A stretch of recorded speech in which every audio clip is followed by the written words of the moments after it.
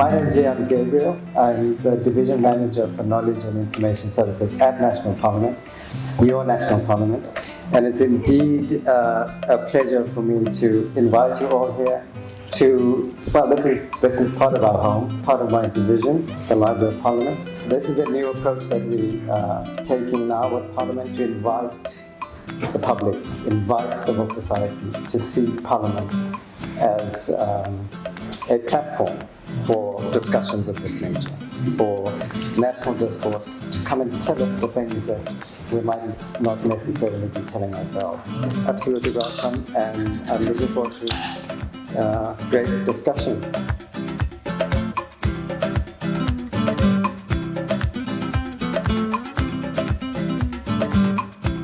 Interrogate a fundamental question which often isn't at the heart of what we ask about when we interrogate the manifest dysfunctionality of the police and law enforcement in South Africa.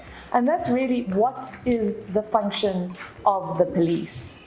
Like, why are they here? What are they here to do? And there was a great quote that you referenced, I think from Julia Holworthy. Holworthy. She said about they need to be partisan to the citizens. And I think that oftentimes our engagements with the police, my engagement with the police, has usually been one out of fear and this sense of either that I need to go elsewhere to try and get my particular issues with crime resolved, or if I'm getting pulled over in the middle of the night, that possibly that's a threat to me. And so when we look at reforming the police, we need to start interrogating in an ideal society, what is the function of the police? And I think that's what this report does so brilliantly. My name is Ivor Chipkin, and I'm the director of the New South Institute. So the New South Institute, maybe a word is necessary in that regard. We were functioning for the last few years as the government and public policy think tank, which kind of gives you a good sense of what we were doing. We were working on public policy. The move to the New South Institute doesn't reflect a shift in the focus of our work. We're still a public policy institute, but what it reflects is a fundamental shift of perspective. That the New South Institute wants to approach questions of public policy from an international comparative perspective. And why do we think that's important? Fundamentally, because South Africa's transition coincides with the transition of many other countries around the world. The 1990s are a period of quite rapid and dramatic change historically.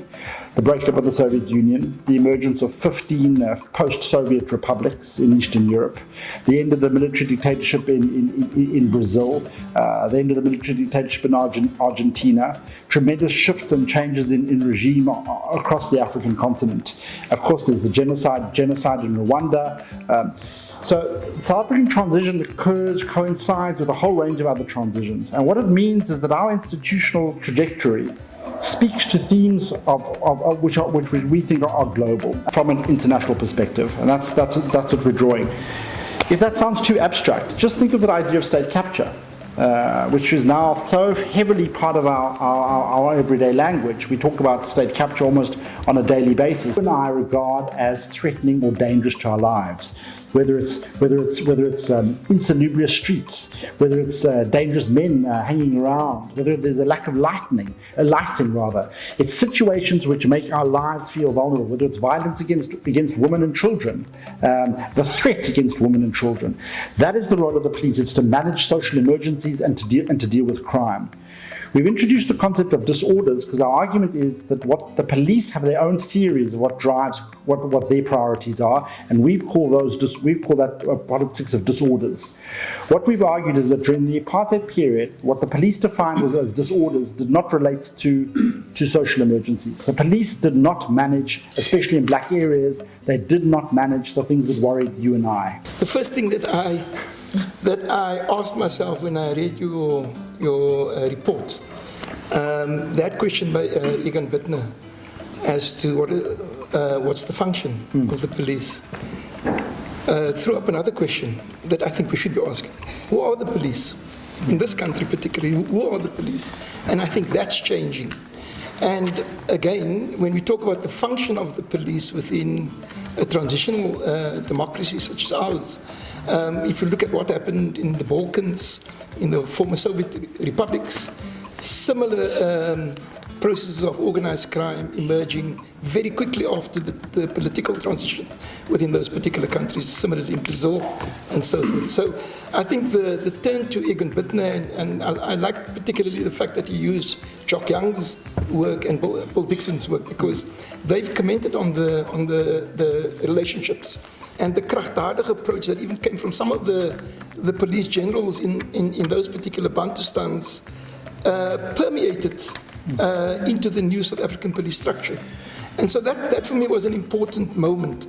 But I do want to say by 1996 there was goodwill. There was a period of seduction between 1994 and 1998. Police officers, when they don't want to assist people, they refer rape victims away from the station. Come in, my station commander is here with my senior. And that's why Kailicha's complained, and we saw what the outcomes of the Kailicha Commission of Inquiry was. I think our point of engagement, we lost this debate in 1992 and 1993, that communities must have a direct say in the appointment of the station commanders. Because the police station is the basic unit of crime fighting. And if the police station isn't managed properly, and it doesn't have proper teams, and it doesn't work with community people properly, you're not going to see the type of results we're looking for. So I think that it's at that level where we have to retrain. I remember those years there was lots of training and retraining of police officers. Often in extrajudicial killings, they were murdering people. And, apart from, Eugene de Kock, no one was ever held accountable. We now see recently Hermanus Barend du Plessis, who was the last remaining police officer implicated in the blatant murder of the Craddock Four, dying without the NPA prosecuting. What do you think? I mean, I think we can't evaluate South Africa's history outside of its trauma. What do you think the impact was of those police officers who were implicated in such whole-scale, grand levels of murder and were not granted amnesty by the TRC? What were the implications of that on public faith in the police and this kind of non-accountability problem that we have to this day? Bearing in mind also, and you raised Vusi Pikoli's removal, one of the grounds that he said he was removed as head of the NPA was because he was the only NDPP to push for apartheid prosecutions. So just both of you on that point. Well, in the Balkans, in East Germany particularly, when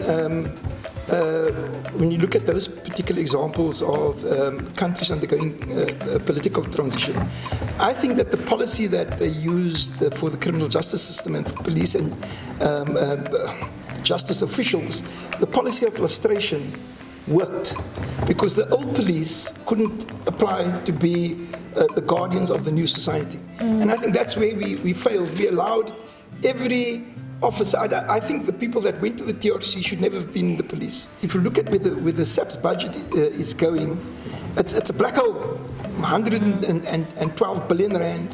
The police buildings are falling apart. There are no lifts. Go to some of the provinces, the Hawks don't have proper offices in some of the provinces. And that maintenance budget has been moved from SAPS to Justice to administer. SAPS was actually part of it.